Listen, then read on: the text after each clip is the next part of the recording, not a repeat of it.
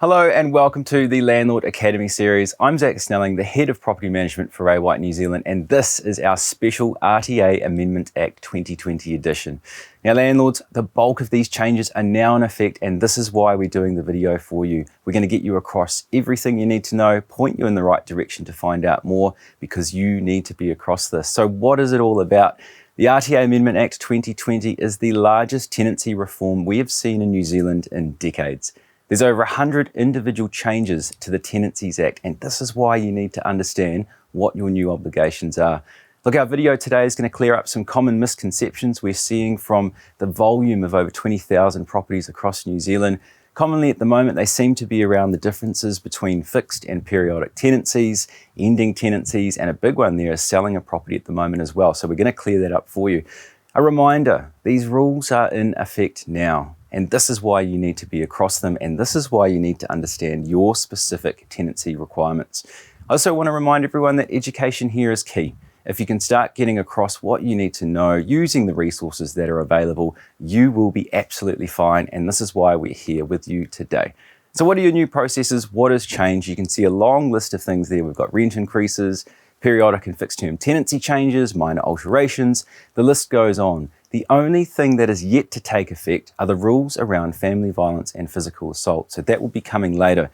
But you can see this list, all these items we're going to cover off for you, but there's a lot there. So let's start off with fixed term tenancies. All fixed term tenancies now will convert to a periodic type of tenancy at their expiry date, unless both the landlord and the tenant agree otherwise. Landlords, you can still end fixed term tenancies, however you must use the reasons that are the same for when you end a periodic version of a tenancy. And we're going to go through some of those reasons within this video as well. Tenants can give 28 days notice now to end a fixed term tenancy. That's up from the 21. Obviously that has to come right at the end of the term, so they're still required to work out that term of their tenancy. And landlords, the usual tribunal rules still apply. So if you're having any issues, if there's any problems you need to sort out, whether that's significant rent arrears or something else, you can still go through the tribunal that is still available for you. Just want to reassure everyone of that as well. Look, this is a key most landlords need to be across. It's a bit of a hook here, and it depends on when your tenancy was granted. So if you granted the fixed term tenancy prior to 11th of February, the previous RTA Act rules apply in regards to ending that tenancy.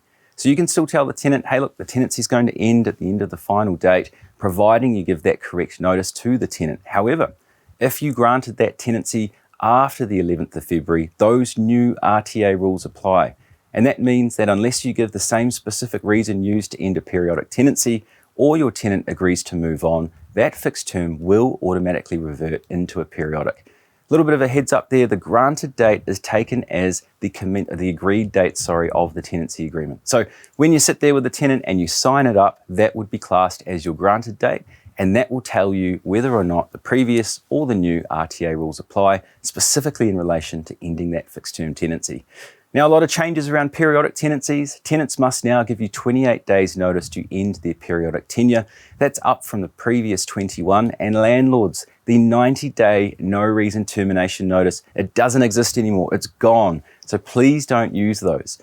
There are some new rules though around periodic tenancies where you might be having issues, whether that's around repeated rent arrears breaches of over 5+ days, 3 times happening within a 90-day window, or you've got situations around antisocial behaviour. You can use those notices in periodic tenancies only. Obviously, you have to go through the tribunal for that one though.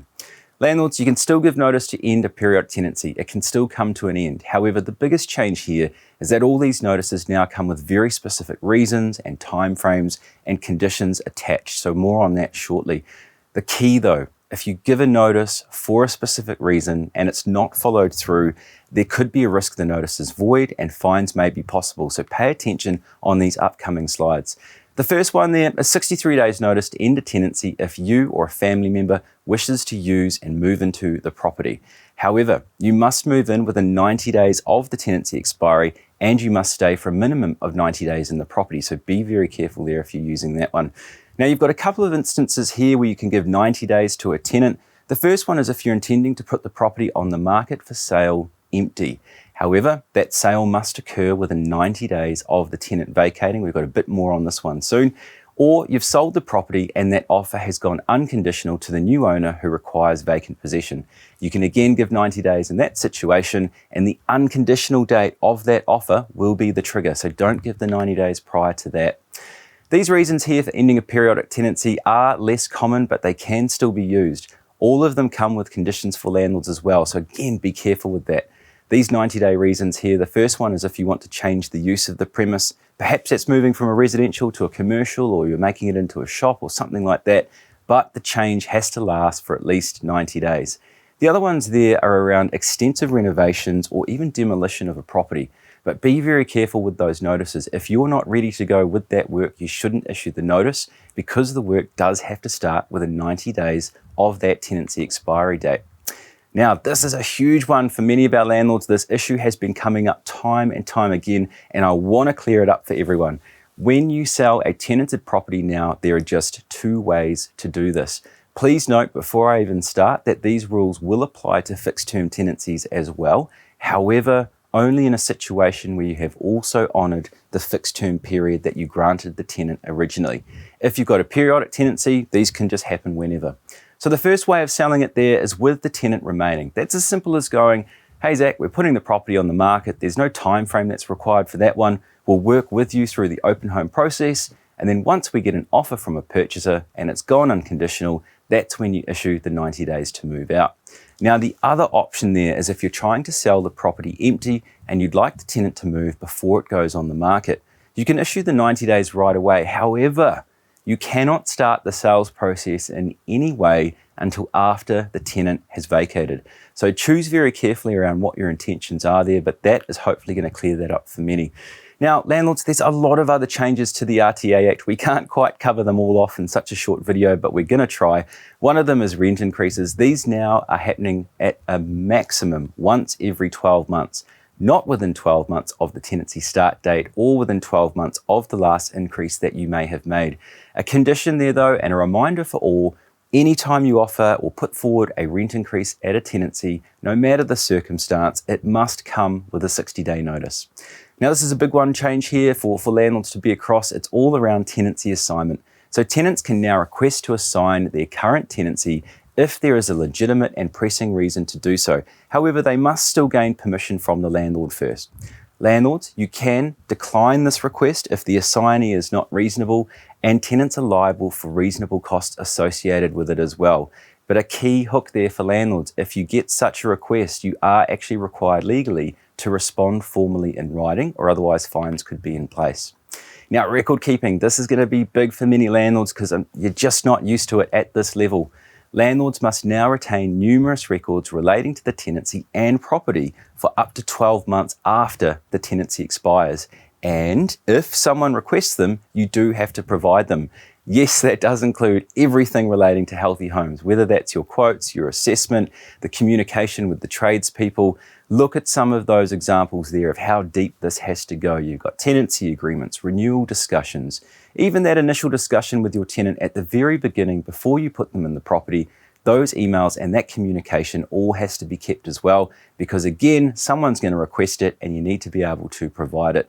Landlords, this is much more than you're likely used to. My advice is to just start the habit and start saving everything that happens with the tenancy. A couple of other key changes there. This is a big one. This is around minor alterations. So tenants can request to make minor alterations to a property, and landlords, you cannot refuse this request, particularly, obviously, if it is a minor change. You also must respond to any written request within 21 days, or you could be fined. Key thing there though with these minor alterations, tenants still need your permission. They can't just go ahead and do it without you saying that it's okay. Examples there would be shelving, TV aerials, small gardens, curtains, the list goes on. You can see there it's all around what might be a minor alteration to help them make that house their home. So landlords though, with the conditions here, you can impose reasonable conditions. However, you cannot force the use of a tradesperson if it is not required. Now, tenants must pay for any minor alteration and any remedial work required to put it back to, quote, substantially the same condition. Very key words there, because that is the wording of the legislation, substantially the same. Landlords, you can decline a request if significant negative impacts could potentially occur.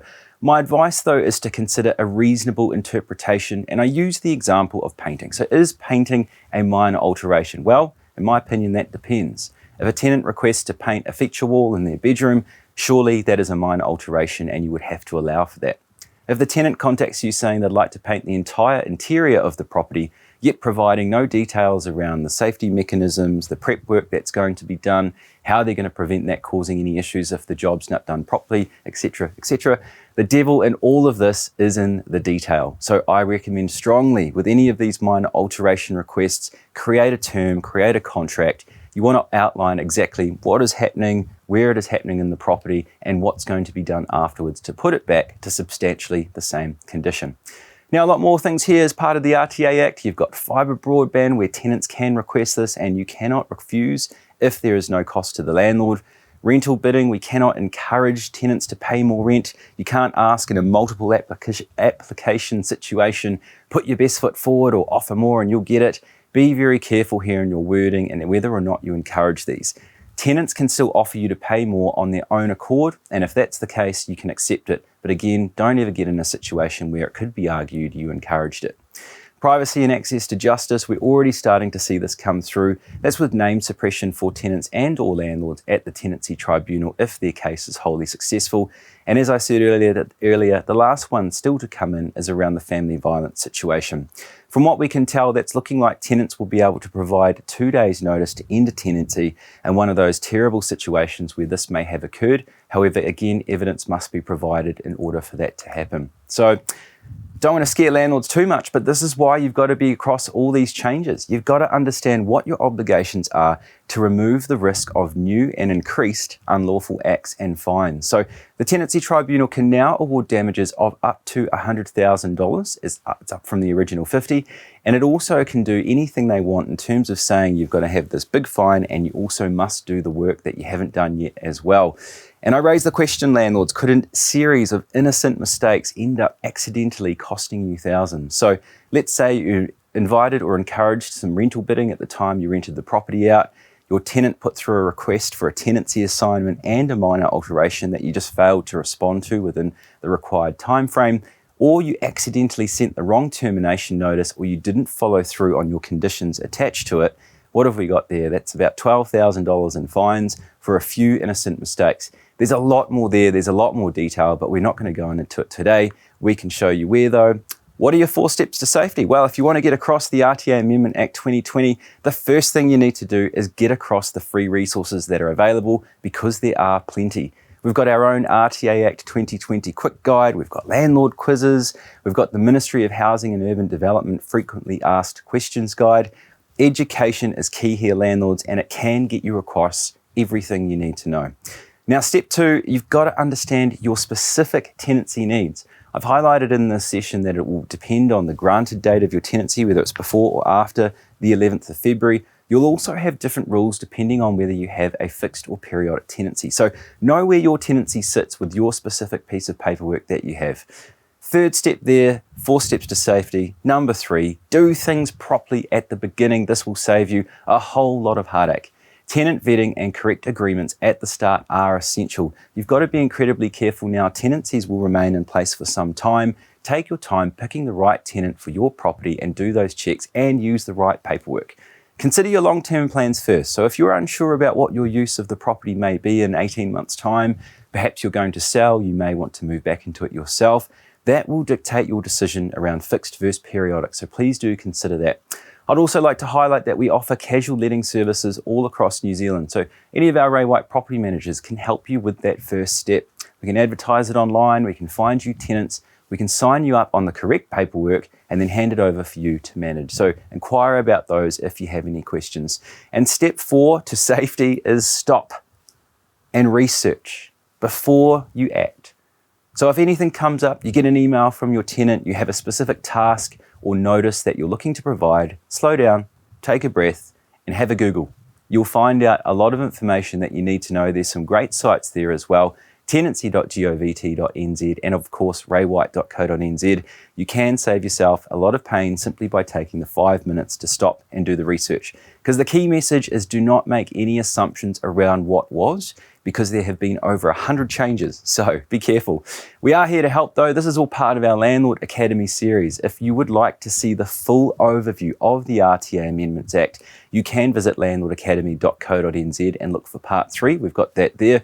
These are free resources designed to help landlords whether you work with us or not. So please let us know if you have any questions. On that note, these are some of our most common.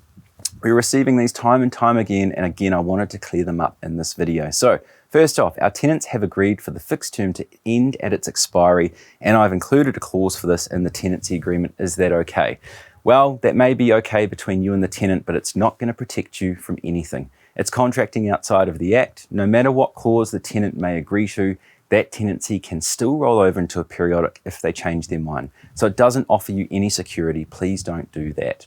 We'd like to let our property for 8 months so a tenant can then move in and then move to the short-term Airbnb accommodation over the summer. We have a lot of areas across New Zealand, whether it's Raglan or Whirianga or Russell, where we historically had some properties that were holiday rents in the summer and then long-term tenancies during the winter. That is incredibly difficult to happen anymore now, just the way that fixed and periodic tenancies work. So again, it's about taking a seat and considering what are your long-term plans for the property, what's going to work better for you financially, and making one decision rather than trying to switch between the both. Can we remove tenants from our rental property for bad behaviour? Now, earlier in this video, I reminded everyone that your usual tribunal rights still apply. So if you have any situations like this, yes, of course, you have an avenue to go down. Hopefully that doesn't occur, but if you need any help, just give us a call, but that is still possible. Also, I've given my tenants 90 days notice because I am selling the property. Why can't I start this process now? Again, all notices now come with very specific reasons and conditions attached. So if you give a 90-day notice for an empty sale and then you put it up on the market a month later, your notice was incorrect and you used the wrong one. So be very careful with those timeframes, your conditions. Make sure you cover all the boxes, but if you want more information, we have plenty available. We've got our RTA Amendment Act quick guide. That's a great one. It goes through all of the changes in brief, what you need to know in basic terms. This one here in the middle is fantastic. This is the frequently asked questions guide provided by the Ministry of Housing and Urban Development. This one is gold. It's helped me and it will help you too, so make sure you request that. Thirdly, we've got the RTA Amendment Act 2020 quiz and answers there for landlords. That will highlight for you some of the trickier situations we face, and it's a really good document there to get you across what you need to know. So if you'd like copies of those, visit raywhite.co.nz and find your local Ray White property manager. They can provide those very easily. But again, we're here to help. We've got casual letting services. We can start you off on the right foot. We can have a chat and give you advice on any of those tenant requests for minor alterations or assignment that you might be receiving. We can give you clarity on your unique tenancy and its terms. And hey, look, if it all sounds too much, just give us a call and talk about the full management service, because of course we offer that as well. So great sites there for landlords to have a further look if you'd like to do some independent research. You've got tenancy.gov.nz, hud.gov.nz, and landlords.co.nz. Thanks very much for watching though, and if you have any questions, we are here to help provide the answers. Thank you.